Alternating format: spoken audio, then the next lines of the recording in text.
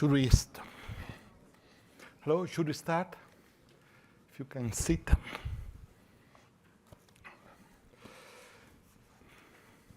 Please. Yes.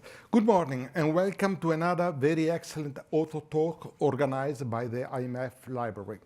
My name is Antonio Spilimbergo. I'm Deputy Director at the Research Department, and I will be moderating this very interesting debate. Let me introduce briefly our guest speaker, Nouriel Roubini.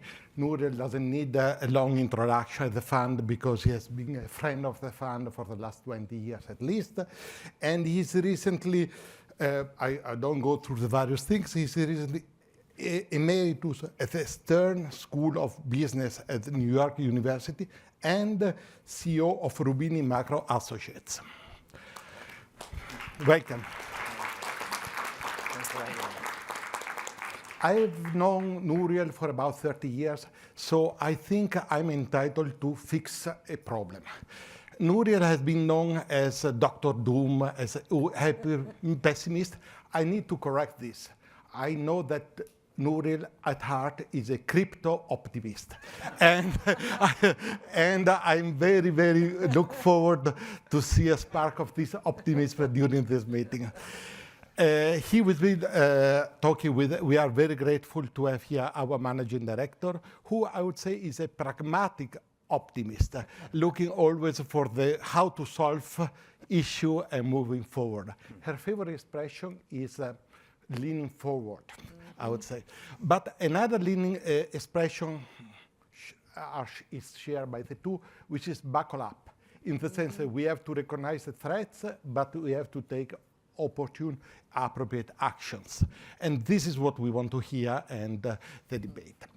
Let me, before moving to this, let me give some housekeeping announcement. We'll have this dialogue for about 40 minutes. After that, the public, both in present and at home, can pose questions. And my colleague, Xiwan Shang will monitor the questions and will move show to me.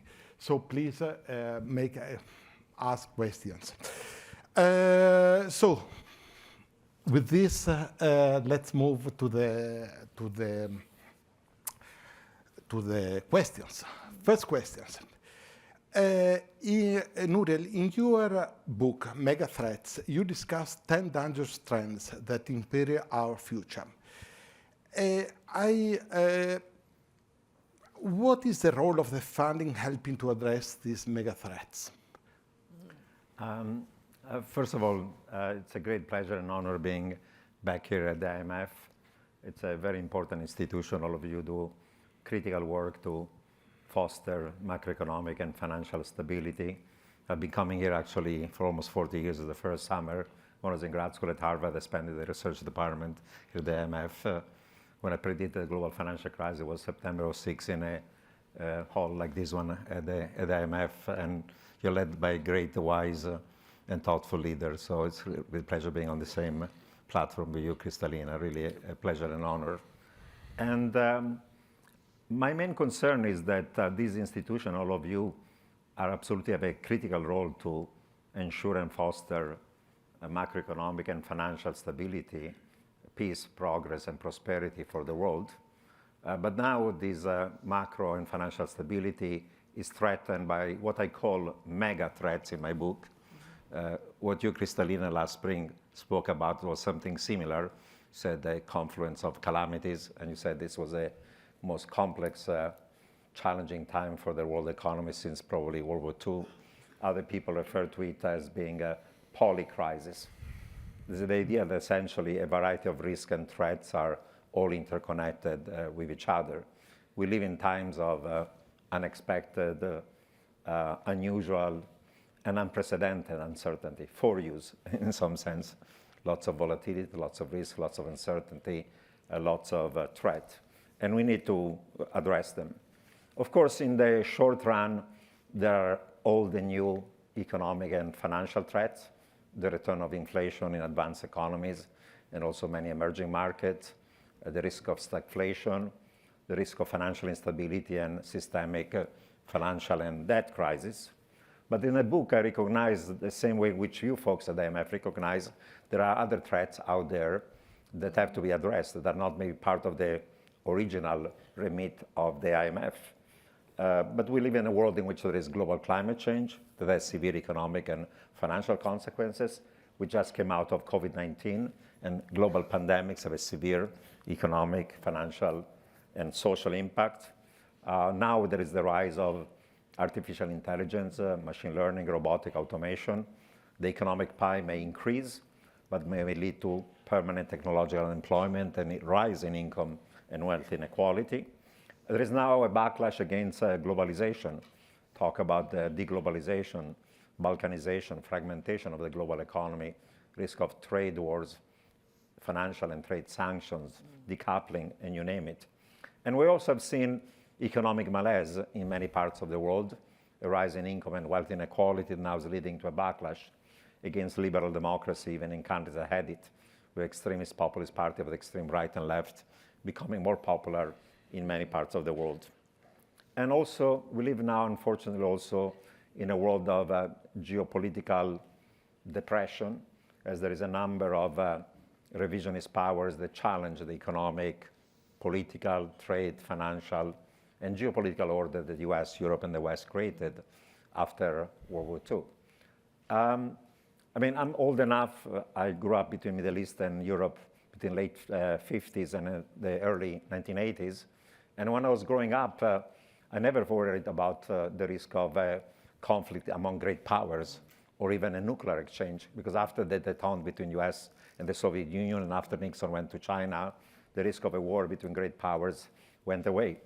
I never really worried about global climate change because temperatures at that time were barely above pre-industrial levels. I never even heard about global pandemics because the last one had been 1918, the Spanish flu. I was not worried about AI destroying not just routine jobs, but also cognitive and creative, because we're in the middle of an AI winter. There was a lot of research, but no application. And I didn't worry about trade wars and deglobalization because actually we're globalizing. GATT, WTO, and after the collapse of the Soviet Union and integration of this country in the global economy, opening of China, India, emerging market frontier, with actually decades of hyper-globalization. And those of us that were living in the West, US, Europe, other advanced economy, were in liberal democracies. There were center-right, center-left party, but not the kind of polarization and partisanship that we see today, and this backlash against liberal democracy and radical populists of right and left coming to power. Unfortunately, these are kind of threats that are today, specifically initially threats now of rise of inflation, of stagflation, of systemic debt crisis. The IMF has a key role, of course, to play, because you are the institution that is in charge of macroeconomic and financial stability. But given there are all these other mega threats that are relevant to the work you do, of course, you have to address them as well, because those threats affect macroeconomic and financial stability, and vice versa. When there is instability economically and financially, there is political risk, social risk, geopolitical risk, environmental risk, climate, pandemics, and other sorts of things of that sort. So, of course, this institution is playing a key role to maintain the global stability overall. Yep. Nouriel, thank you. You play well the part of pessimist. Now we want to hear from unmitigated, pragmatic optimist.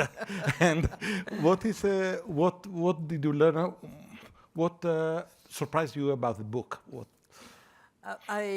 First, welcome. I'm so glad that you took time to come and engage with our staff, because as you said in the opening, we are here to support macroeconomic and financial stability, growth, and employment in a world that is changing very rapidly and where the mega threats you talk about are very real. I read the book with great interest from beginning to end, and I recommend everybody does it as well, because it offers not only an analysis of these mega threats, but what we should do faced with them. So let me give you my high-level takeaways from the book. first message I embrace, and I think we as institution have to embrace, comes in the very beginning of the book. And it is, we have to be on a high alert. The days of relative predictability, slow motion, they are over. They're not going to come back. We have lived through this shock upon shock upon shock, and there is no reason to think that somehow we would be in a slow motion, predictable time in the future. What I completely agree is that we have to understand these multiple threats and how they interact with each other. And of course, not do it alone, work with other institutions, actually work with the research community even more than we have done in the past, so we can come to the right conclusions about our role on policies, our role in supporting countries with programs, and how to prioritize across that multiplicity of risks. The second message I took from the book, and actually that comes true and true, is that we have to deal with multiple risks at the same time. And we are not good at that. I'm not talking about the fund. We as people have difficulty to deal with more than one crisis at one time. And when we deal with this crisis and others are hitting us, we actually still have the mindset that somehow that would end and we would go back to where we started, back to normal. But the normal evolves.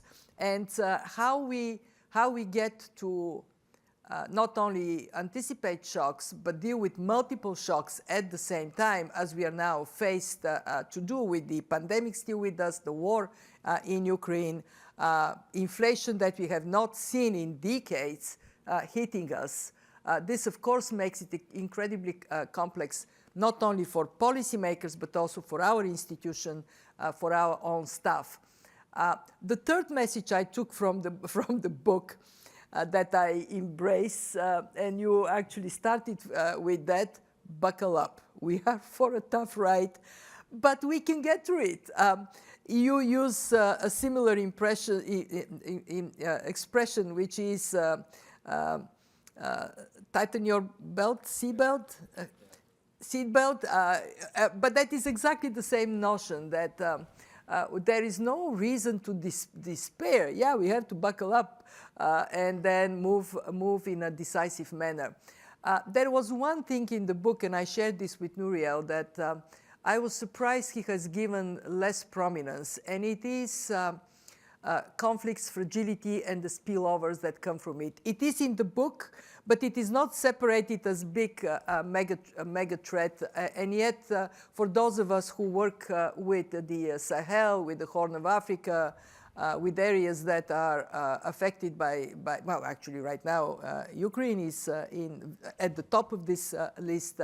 We know that not only countries and people in these countries are affected, but the spillover from these conflicts, they radiate across, and we have to think about resilience in that new world. And that is my final conclusion, Nouriel. I took from your book that our main objective has to be build resilience to these shocks. Resilient people that are educated, that learn to learn so they can adapt to the world, that are healthy, that have a good social protection. And I want to praise the staff of the IMF for all the incredible work that has been done and continues to be done here on social safety nets. A resilient economy and society. It is not just about balance of payment and what is your deficit. You have to look at inequality because it affects the vibrancy of the economy. And of course, a resilient planet, something that we are slow to finally recognize is a macroeconomic risk, macroeconomic threat. So yes, I'm an optimist. I think that we people are ingenious and ultimately good. But I'm also very worried, Nouriel. I'm worried that we are faced with these threats at the time when the strength of multilateral cooperation is being tested.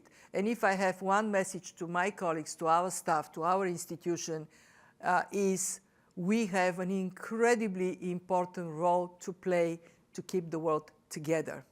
We are a 190 members institution, and keeping our members to work together to face these threats and also to capture opportunities that are coming. This is an incredible privilege and more important than has ever been in our history to do. Thank you, Managing Director. We didn't lose hope to get some glimpse of hope from Nouriel. And as I was reading your book, you focus on that. And I detected some optimism there. You said, well, that is a problem. However, technological progress will boost growth and country can grow out of that in some cases. Not to be more pessimist of the pessimism, but do you really believe that this is possible? And second, if this doesn't happen, do you think that crisis, a systemic debt crisis, is coming? Well, in the more utopian chapter of the book, I speak on how maybe technological innovation over time can increase potential growth. And of course, if you have higher economic growth, debt ratios become more sustainable. We're not yet there. If anything, of course, there is a vicious cycle between high debt crowding out growth, and then when you have lower growth, of course, debt ratios become less sustainable over time. So there is a bit of a doom loop between high debt and low economic growth. And therefore, these problems of debts are rising.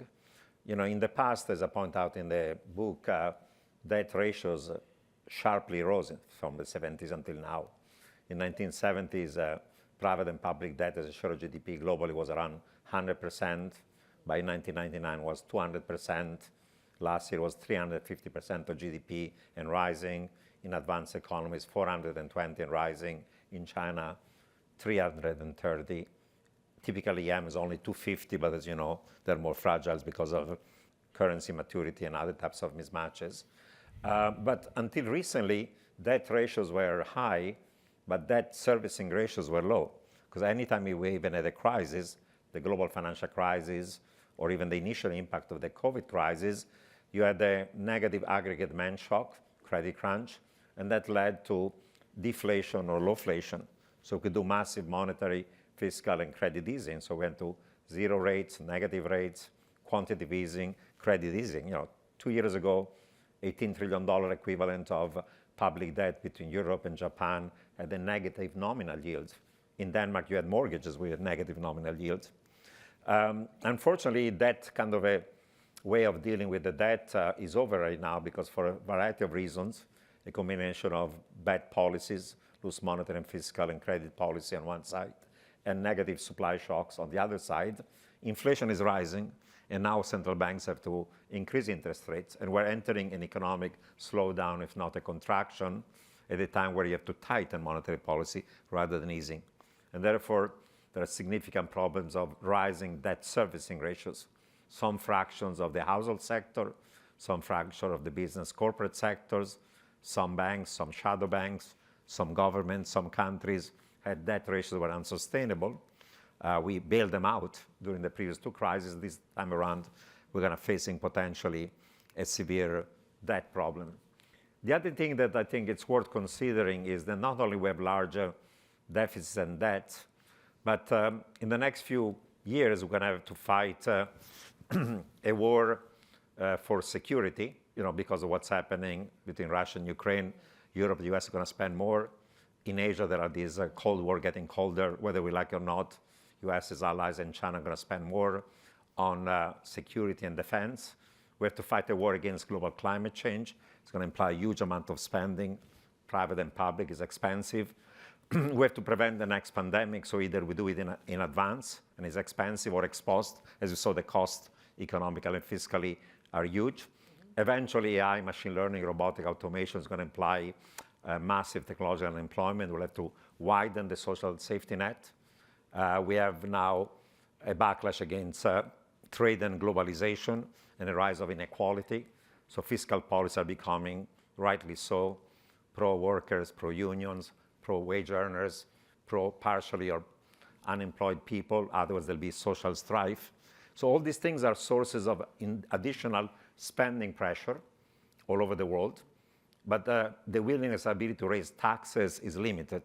So I think that structurally we're moving in a direction of higher budget deficit, going to crowd out growth. And I fear that then central banks that today say we're going to fight inflation are going to essentially blink and essentially wimp out, because with rising structural deficits, eventually you crowd out growth. And if you're not willing to raise tax or cut government spending enough to deal with this debt problem, the path of recession may be a bout of unexpected inflation that reduces the real value of nominal debt at long duration fixed interest rates. In economics, there's a concept of fiscal dominance. In a game of chicken between fiscal and monetary authority, the monetary may blink, but as the economists, the BIS point out, it's not just the fiscal side. There's a broader debt trap. There's so much private and public debt as a share of GDP that if we try to fight inflation by raising interest rates enough, not only will cause a recession, potentially severe, but it will also cause financial instability, credit markets, bond markets, equity markets, and that might lead then central banks to wimp out, and then implies higher inflation down the line. That's the other risk, at least in advanced economies that borrow in their own local currency. Nouriel, thank you very much. Managing Director, Nouriel has convinced us that there is high risk of a debt crisis. My question to you is, what can be done to improve early debt resolution and strengthen debtor and creditor coordination, especially in a fragmented world, which you mentioned before was a challenge. So we have two challenges at the same time, yep. Really the problem you highlighted before. I recognize that this is an area that is strictly in our alley. There is no institution better than the fund to look at debt sustainability and the interface between debt and macroeconomic performance. So I want to separate three issues because they are equally important, and the third is the one that you're pointing to. The first one is our work to identify debt trajectories and how inflation and tightening of financial conditions correlate with this debt trajectory. In the first year of inflationary pressures, as we all have seen, actually the burden of debt eased. Why? Because debt was inflated down somewhat. But then once financial conditions started tightening, the burden of debt has started to grow. And there is no magic here. The only way you can ease this burden is by raising more revenues and reducing spending where this is possible. But it is not so easy because there are still parts of the economy and households that highly depend on support. And we saw with the war in Ukraine, in Europe, the pressures to ease the burden of high energy prices that led to some good and some not so good decisions. And here is where the fund plays a very important role to be an objective advisor to governments on how to deal with this. The second aspect is to think about what are going to be the pressures on debt levels going up. And Nouriel talked about that, and I just want to emphasize how important it is for our work to look into trends that are going to affect public and private and household spending. And I want to highlight both what you said about dealing with the climate crisis. There are fears that we may be too optimistic around what are the costs associated with it, but also some of the structural changes that are inevitable as a result of the two shocks, the pandemic shock and the war shock we have experienced, that have shown that supply chain reliability is an economic factor, in addition to the traditional, which is cost. So no more companies and countries can afford to only make decisions on supply chains based on lowest cost. They have to factor in stability, reliability of supplies, meaning some redundancy. So diversification is the name of the game. But when you go from just in time to just in case, costs would go up. And we have to be very clear about it and then see what it means in terms of managing liabilities, including how you manage debt levels. And the third issue that you brought up that is hugely important for us as an institution is how we support countries to prevent a debt crisis because of collapse caused by high debt burdens at the time of increasing interest rates. And may I add to that, for dollar-denominated debt, the high dollar, the fact that many currencies have depreciated quite significantly against the dollar. And here there are two areas where the fund is leading, and I cannot stress enough how important it is that we do our job well. The first one is to engage on including in new loans and bonds issuance clauses that protect borrowers against shocks. For example, climate clauses. So if a country issues a bond and it happens to be a disaster risk country, and the disaster happens, there is automatically service suspension and other measures to prevent a default. And this work, we don't talk enough about it. It is actually hugely important for the future. These collective action clauses that are now introduced matter a lot on the private debt side. But I don't want to overstate their role because they are more about the future and less about the current stock of debt. And then we have the issue of sovereign debt. We have done, together with the World Bank, a very important step during COVID to work with the G20 for the debt service suspension initiative. It provided immediate relief to countries, to low-income countries at the time of tremendous difficulty. It was followed by the common framework for debt resolution, and we continue to work on the common framework to deliver. So far, Chad has gotten debt relief. Zambia is on the way. There is an agreement among the creditors still to be detailed. And Ethiopia, with the peace process now advanced, is likely to also benefit.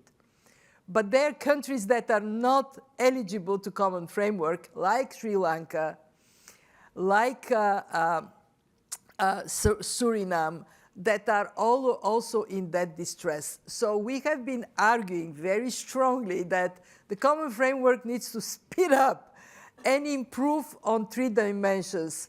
First dimension, when a country asks for it, clearly it cannot serve its debt. Debt service suspension must immediately follow. 2, once you get into this process, you need to know what are the steps and when it is going to end. Right now, it is like a tunnel with turns inside, and you don't know when you are going to get on the other side of this tunnel. And 3, it has to include middle-income countries, because there the systemic risk is even more significant than it is with low-income countries. We just came back from China. We had a very constructive engagement with the senior Chinese leadership, and we agreed that we should form a global sovereign debt roundtable with, at the highest level, the key creditors, some of the borrowers, the private sector, with the World Bank, the IMF, and the G20 presidency being the co-conveners. We need that place. If I am to convey one message today, is that we cannot have solutions to a systemic risk, with the parties of this solution being in different rooms and not talking to each other at the same time. That just cannot happen. So I think I'm a bit more optimistic that now we have some structure that can help us to make progress. And I pray that you are wrong, that the worst debt crisis is behind us, not ahead of us. I hope I'm wrong myself. I'll be wrong and the world be better off rather than the other way around. Thank you. No. Unfortunately, his track record is that he's right. And so that is what gives me some trembling. Thank you. As the managing director explained, as both explained, actually, the challenge really is that the combination of multiple shock crisis threats at the same time.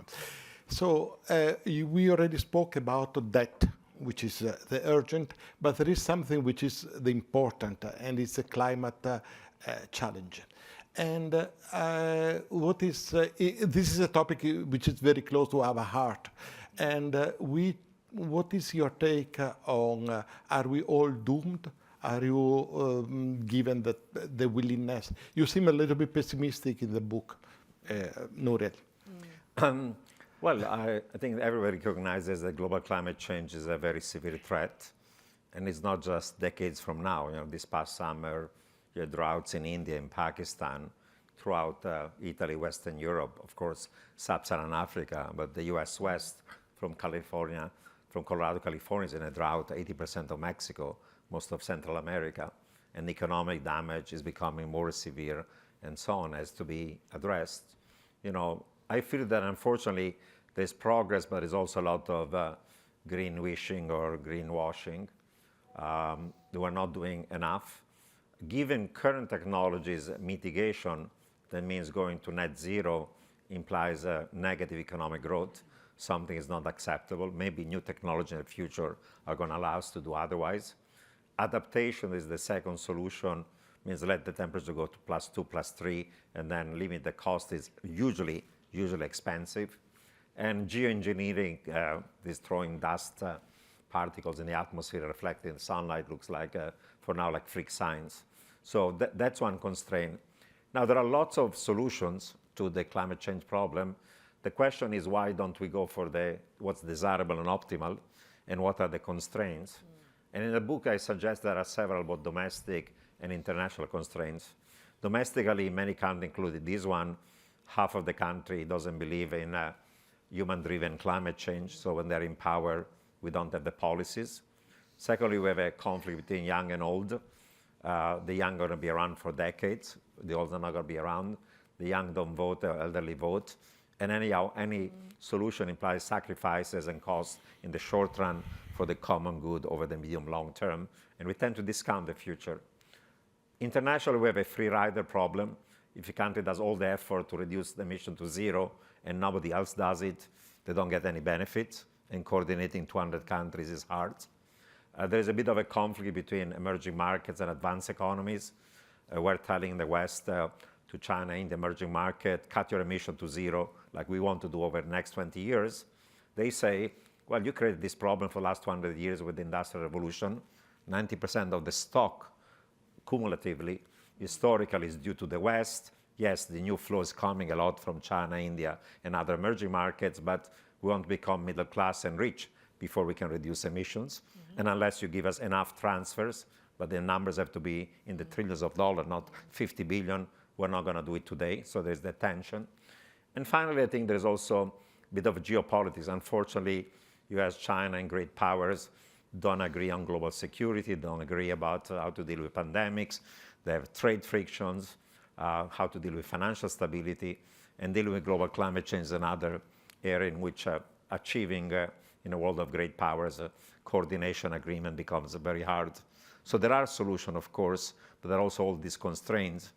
In a sense, like everything else, we need global governance, because these are all global public good issues, and you need institutions like the Fund, the World Bank, and others that provide a coordination mechanism to achieve the better outcomes, but those are not very easy to achieve. Yep. Thank you. Managing Director, you were in in Egypt, COP27. So what is your take?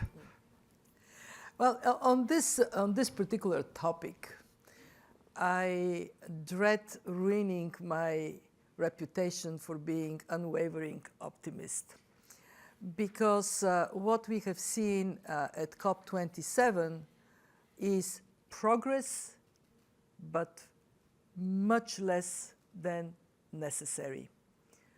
Progress because finally there was a recognition that countries that are affected by natural disasters caused by climate change that contribute nothing or very, very little to it should have access to loss and damage financing. And that is really important.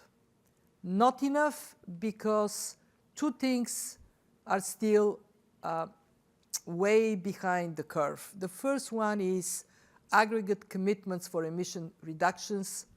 If we take everything that has been pledged and we meet that pledges, all of them, we are likely to fall short somewhere between 1/3 and half of the emission reduction necessary by 2030. And that has to be hitting us hard because the most important period of action is this decade. If we fail this decade, the dream of keeping a temperature rise to no more than 1.5 or at the maximum 2 degrees is gone. So we have a very important role to play as an institution to work on demonstrating where the shortfalling is and how it can be addressed. The second area where, frankly, I came back from the COP saying, oh my God, we have our work cut out for us, is on carbon price. The research of the fund, and actually of many others, is categorical. Unless we have carbon price that goes up predictably over time, the incentive to producers and consumers to decarbonize would not be enough to make the shift that we need. And today, carbon price, yes, it has gone up, so it's somewhere around $5 a ton on average. It was $3 a ton when I started here in this institution, so progress is made. But by 2030, it has to be at least $75 a ton. We are not moving on it, and there are big jurisdictions where this is anathema. Fund staff came up with a fabulous proposal of international carbon price floor, in which we differentiate countries by level of development, so low price in low-income countries, high price in high-income countries, and everything in between. And we also built a big tent in which tax, carbon trade, and regulatory equivalency can coexist. So the US may not have political space for anything on carbon price directly, but through regulation, they can be part of moving the pricing up. I want to finish on a more positive note, nonetheless, and it is that we have, as an institution, we have all the reasons to feel very proud. We are a newcomer. It was Christine Lagarde that opened up the understanding that this is significant for the fund. And only last year, our board of directors approved our climate strategy. And already we have climate in Article 4, we have climate in financial stability assessments, and we have an instrument, the Resilience and Sustainability Trust, through which we can fund countries with long-term financing to take this structural transformation that is necessary. Where I agree with you entirely is we have to bring everybody to work together. No institution, no country can handle it alone. So the value of cooperation here is incredibly high. Thank you very much. We are at the final initial question. I ask you to be very brief because I would like to take questions from the audience and also from online. We have almost 200 people following online and questions are pouring. And the question is the following. In your book, you praise the benefit of globalization, but you also highlighted the cost of globalization.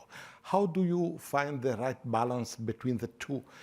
What would you recommend the government to do? It's a super difficult question, Nouriel, and in a very short time. Yeah, of course, trade and globalization and migration increases the economic pie, but even Economics 101 says there are some winners and some who are left behind. And initially was blue-collar workers in labor-intensive, import-competing manufacturing in advanced economies. Then there was a rise in inequality even in emerging markets.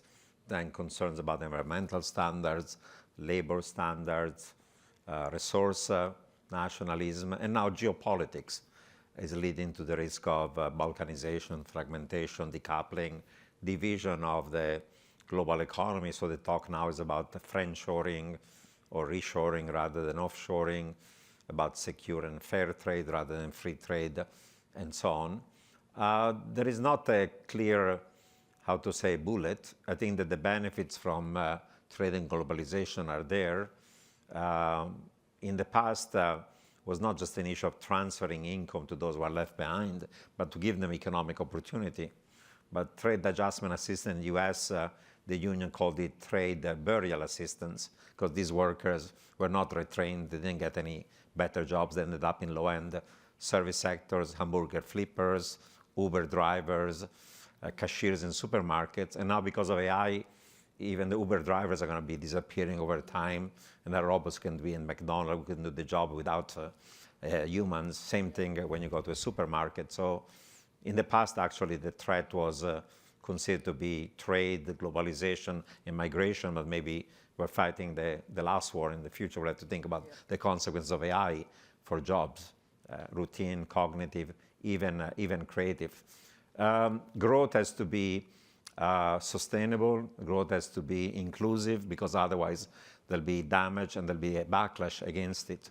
And finding the right types of trading system that allows to have inclusive and sustainable growth, it's easier said than done, but that's a challenge we're facing in terms of maintaining a relatively open trading system. I think in a world of geopolitical depression, unfortunately, the world is going to be more divided.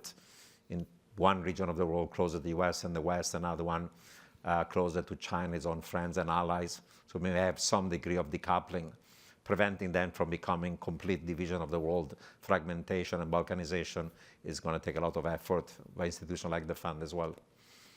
I suggest I pass on this because I see that I agree with all that you have said, and I take our responsibility that we are going to eat into the time for questions from the audience. So why don't we turn to questions and hear what is on people's minds, what do they want to talk about? Please, there are 2 microphones. In the meantime, I can read some of the questions that we receive from the audience. First, it's directed to mostly Nouriel, but also how do you see the role of other disciplines like sociology, communication, political science in understanding the future threats? In the sense that we are just economists, but some of the threats are not economic. How do you see the dialogue with other disciplines? Well, I'm an economist and I believe in comparative advantage. Usually I speak about economic, monetary, financial issues, upside, downsides. But we came to this book, I realized you have to understand politics, you have to understand geopolitics, you have to understand science, environment, technology, trade, societies, and so on to understand this complex world in which it's like a 10 by 10 matrix in which each one of these threats affects the other and vice versa. Polycrisis or confluence of calamities. So by definition, I think the remit of the IMF has to be extended to at least understand how these other threats affects macro and financial stability and vice versa. And therefore, you have to take a more coherent and holistic approach to them, understanding all these other disciplines. and integrating them into your work. Excellent. Yep. Luca. Let's get the... Yes. Thanks a lot, Nouriel. Thanks, Managing Director, and Antonio for this very, very interesting discussion. And of course, this opens a huge amount of possibility of questions, but let me just focus on two in particular related to things you mentioned: governance, global governance, and that crisis. On the global governance, I wonder how can we make global coordination more agile? I mean, of course, we have the G20, we have the IMF that helps economic policy coordination, but all your threats require coordination across economic and other sectoral policies and across countries. So it's a double coordination problem. I mean, the pandemic required health policy coordination and economic policy coordination. How can we make countries more agile? Because next crisis, let's say a cyber attack, we may have a few minutes to act, not like 2 years like we had, and we actually didn't have it, but we used for the pandemic. So that's the first question. How can we make countries more agile in coordinating and acting together? The second question on that crisis, is it time to resume the discussion on contingent liabilities? If today all global issuance of bonds were actually contingent, everybody will hold equity-like, not a bond-like. And that crisis is just a reminder that debt is not a safe asset, but we keep treating it as a safe asset until we have a debt crisis. If we have equity-like instrument, people realize from day one that they hold uncertainty. And we can get more security by doing pooling and other ways. So could this be a solution going forward? I mean, it's not going to help us tomorrow. It will take a long time to have issuances going into being globally contingent, but in 30 years, we will have this discussion again. Thanks. Mm-hmm. I would start from the first question and touch a bit on the second. One of the most important messages from this book is be on high alert. It's a change of mindset to anticipate crisis. And to do that using fora in which we talk about these risks, enhancing the conversation. We have developed, the IMF actually is a pioneer in that regard, because we have developed something that is called early warning exercise, in which it is the governing body of the IMF, IMFC, but the topics we discuss are topics that are kind of high risk, low probability, that do require thinking in a holistic and comprehensive manner. And we bring some of this early warning to really get that change of mindset. Building the precautionary systems in place. You talk about cyber attack. Of course, if we wait until it happens to think of a solution, we are done, we are doomed.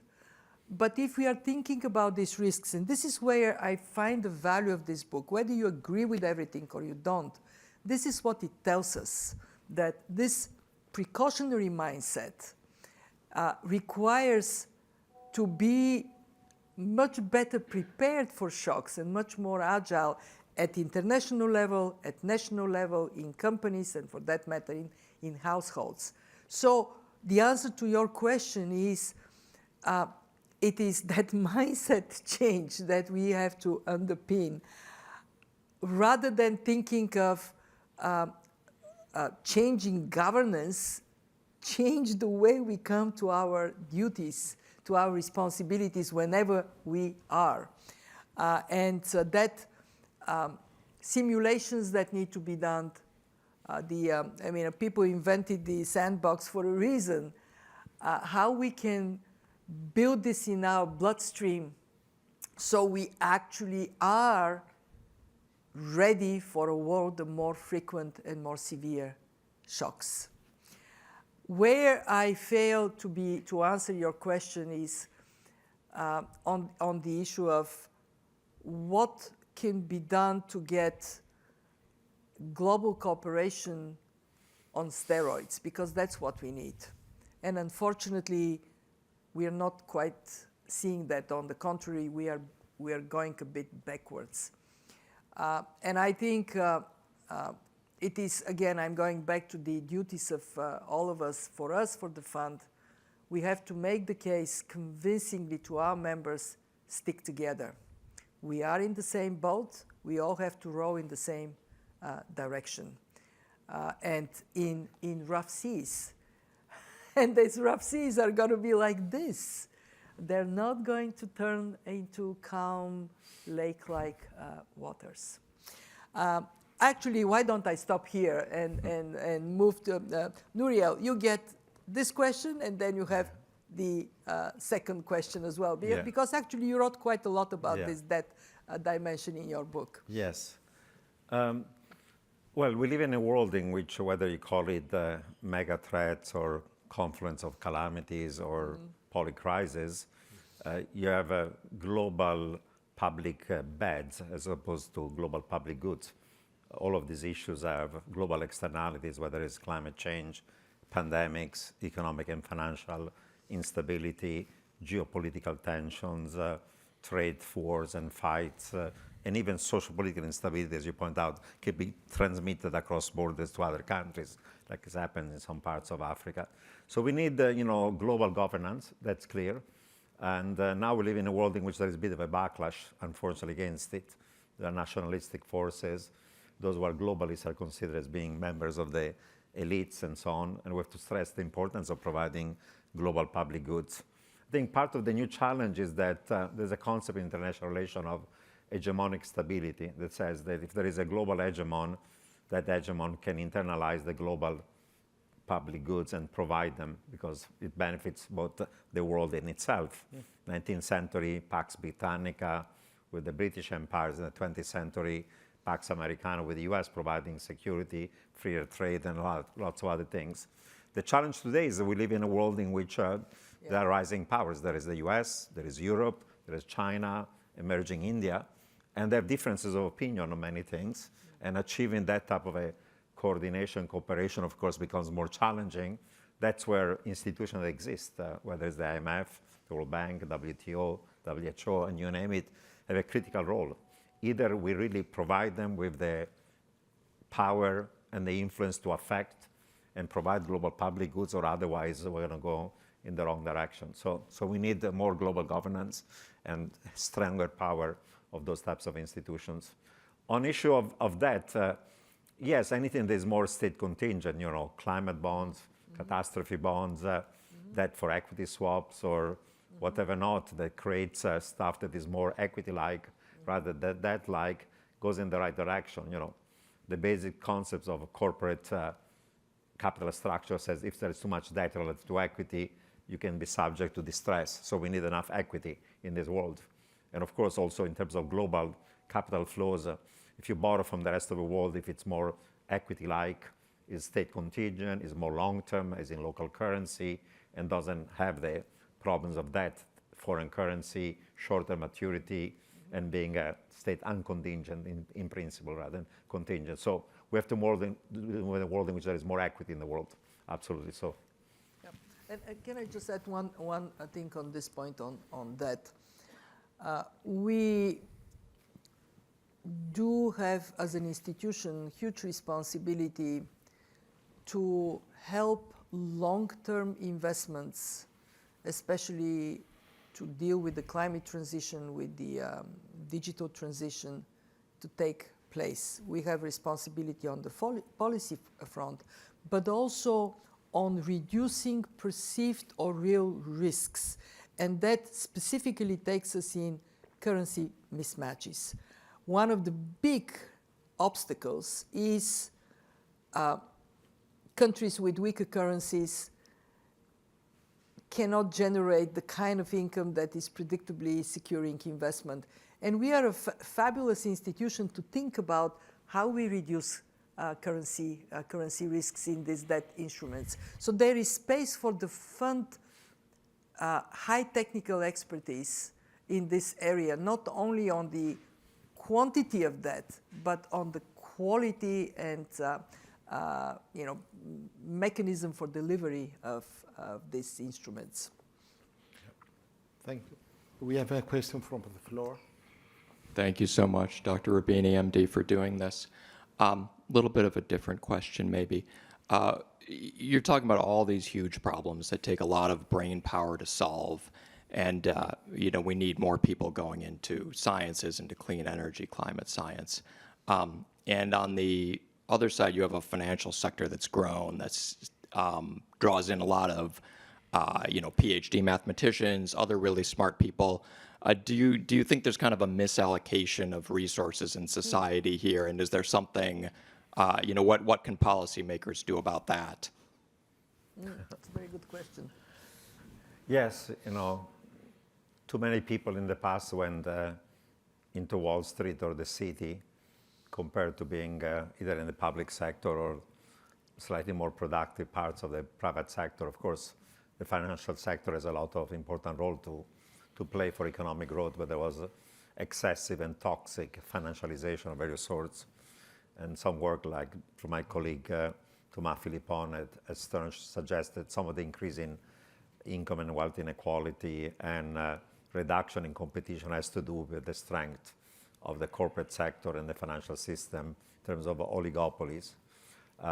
And most recently, unfortunately, some of the brightest minds have gone into the biggest bubble and scam of all, that is crypto. But that's going bust, so hopefully all these young people are going to go back to work in legitimate and productive technologies and jobs of one sort or another. In the public sector, of course, having, say, the right regulators implies also rewarding them so that they are independent and they do the right thing.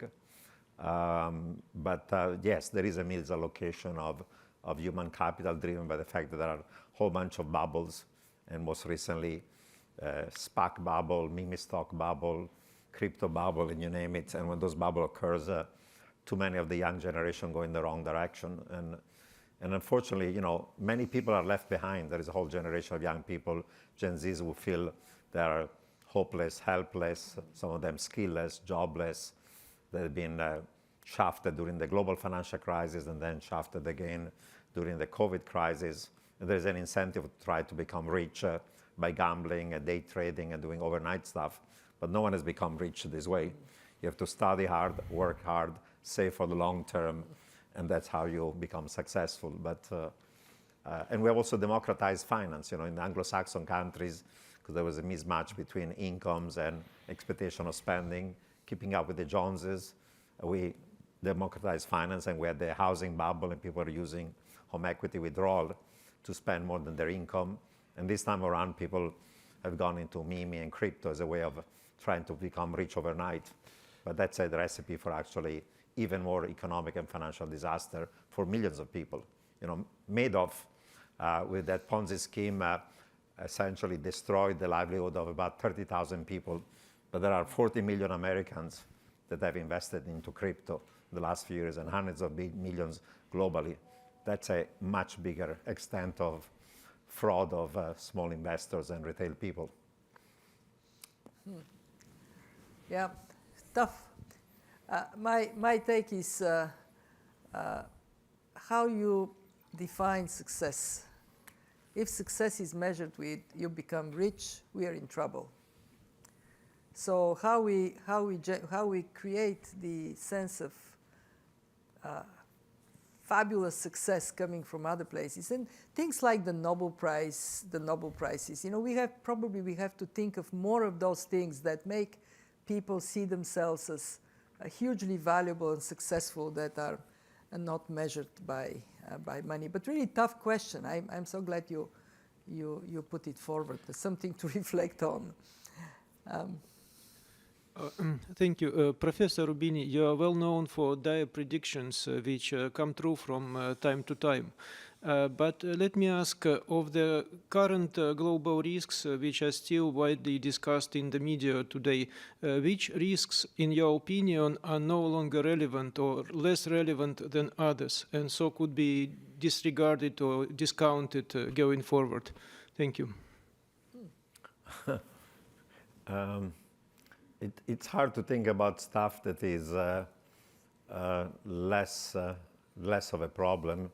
Until 2 or 3 years ago, in advanced economies, the challenge of our central bank was that the inflation was too low. There was the risk of even lowflation or deflation. And then when the global financial crisis occurred or the COVID, we had the massive monetary, fiscal, and credit easing and stimulus. And after the GFC, people say we have not done enough. And this time around, we did much more. But doing much more implied that not only we had initially asset inflation, that was the first impact of these policies, but now because of a variety of negative supply shocks, we also got goods and service inflation. So we thought that the biggest threat was lowflation or deflation coming from the lack of aggregate demand and an experience like the Great Depression. But then we ended up in a situation today where actually there's a bit of a repeat of the 1970s, where you had negative supply shocks, the two old shocks of 73 and 79, and we ended up with high inflation and recession and stagflation. And by the way, in the 1970s, we had stagflationary shocks, but debt ratios in advanced economies were low, less than 100% of GDP. So we didn't have a debt crisis. We had a debt crisis in Latin America because they borrowed like crazy in the 70s. And when Volcker had to spike rates to 20%, Argentina, Mexico, Brazil, they all went bankrupt. But we didn't have a debt crisis in advanced economies. After the GFC, we had that problem, household mortgage, debt of the banking system. But there were negative demand shocks, credit crunch, so we had lowflation and deflation, and therefore we had massive monetary and fiscal easing to prevent deflation from occurring and restore some economic growth. Today, unfortunately, we're facing a situation in which we have a series of negative supply shocks, and it's not just the short term. In the book, I have a chapter on stagflation where I identify 11 factors that are more medium long term, the reduced potential growth, increased cost of production, that are potentially stagflationary. So we have, in some sense, the worst of the 70s, but now debt ratios that are 4 times as high as in the 1970s, and a situation where you enter in economic contraction having to raise rates because of inflation rather than cutting them. That's why I worry that the great moderation is over, and we are going to go enter in a period of great stagflationary and debt instability, if not crisis. So those are the kind of things. So sometimes we fight the wars of the past, and we thought too little inflation was the problem, and now we've caused a problem of inflation and stagflation. But if you think of the last decades, what is the biggest risk that did not materialize? Y2K. We invested heavily to protect against risk, nothing happened.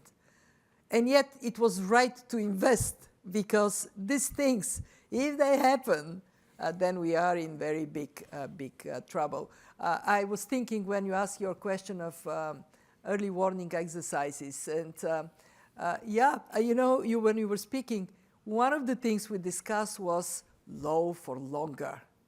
Low inflation, low interest rates for a long period of time. It wasn't very long ago.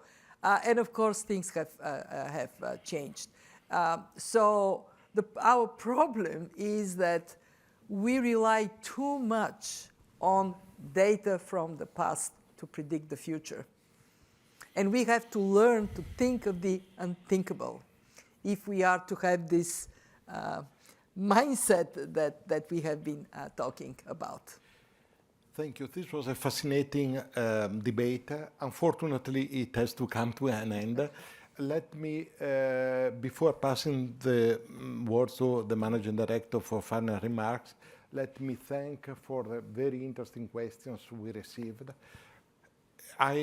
There was also a suggestion, not only question, that you two write a book together called Buckle Up. And so I don't know whether we can, but this will give the opportunity for Nouriel to come back more often, that we enjoy so much, and we thank in the name of everybody for his presence. Yeah.